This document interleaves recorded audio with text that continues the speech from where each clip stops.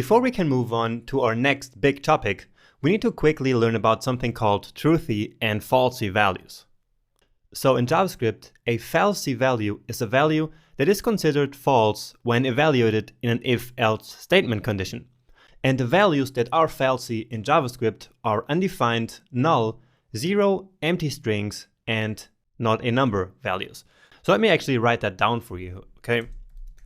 So falsy values, they are undefined, null, zero, empty strings, and not a number.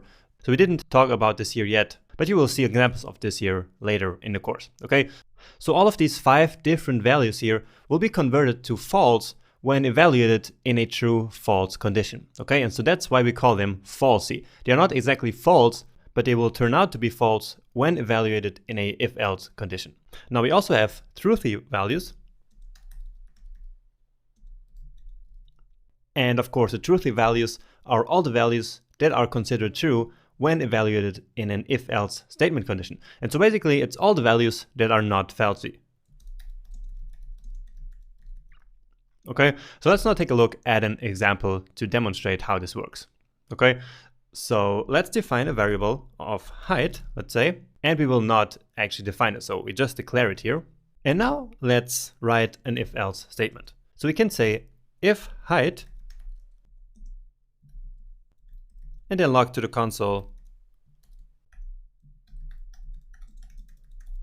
the variable is defined, and else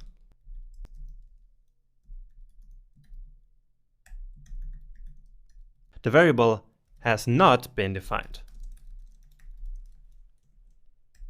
So let's see what happens here. And what we get printed is that the variable has not been defined. And so why is that happening? Well, we declared the variable here as height, but we didn't define it. And so you already know that it's now undefined. And we also know that undefined is a falsy value, right? And so in here, when we say if height, then this height here is converted to false. And so therefore we enter the else block, which will then print that the variable hasn't been defined yet. And so this is a very handy way of testing if a variable has actually been defined or not. Okay, and now let's say that we actually do define a value. So let's say 23. And so watch what happens now. And so, of course, the variable is now defined, okay?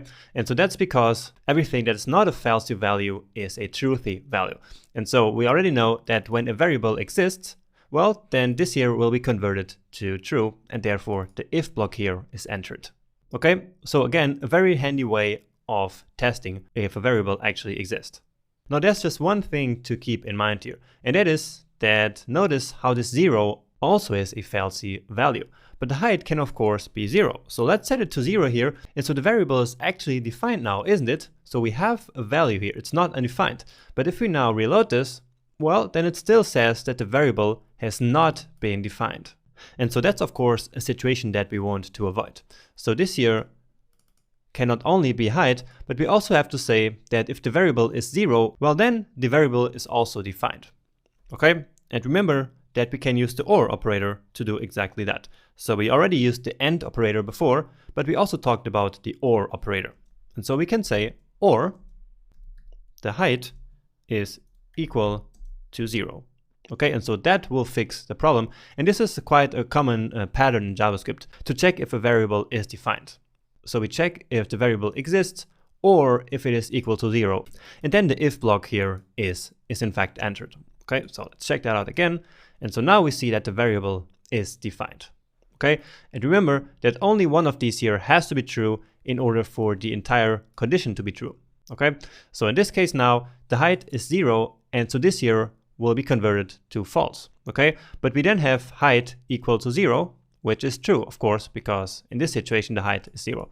And so we have false and true, which will result in true. And so therefore this line of code here is then executed.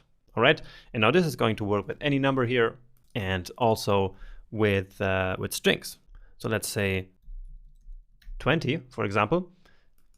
And you see that it's still true because it still entered that first block. But if we have an empty string, remember that also is a falsy value as we see here.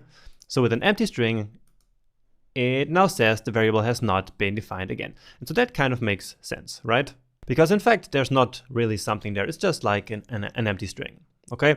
So these are falsy and truthy values and a handy way to check if a variable is actually defined. Now, just to finish, let's talk about the two different equality operators. So we've always used this triple equal operator, right? And this is the one for strict equality comparisons.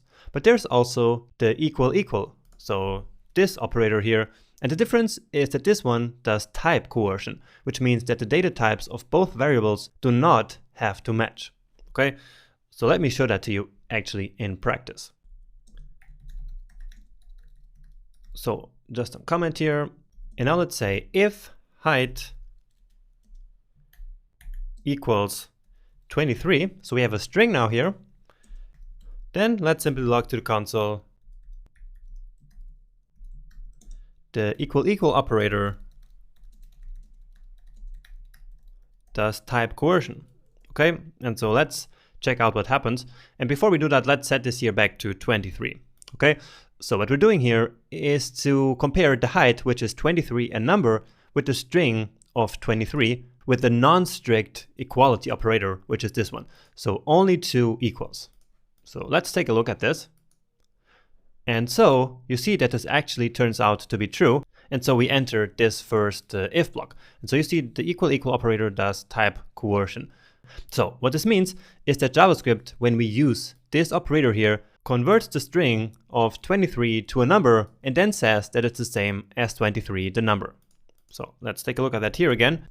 So 23 and then the string 23, and it will say that it is true. Okay, so exactly what we observed in here. So again, JavaScript does type coercion, which basically means to convert the string here to a number and then compares the numbers, and then of course they are the same, right? Now, if instead we use the strict equality operator with the 3 equal signs, well, then it will not do type coercion. And so therefore, what do you think will happen now? Yes, indeed, it now says that it's false, because in fact, they are two different things. So we have 23 the number and 23 the string, and they are different things. And so in fact, we want them not to be the same, okay?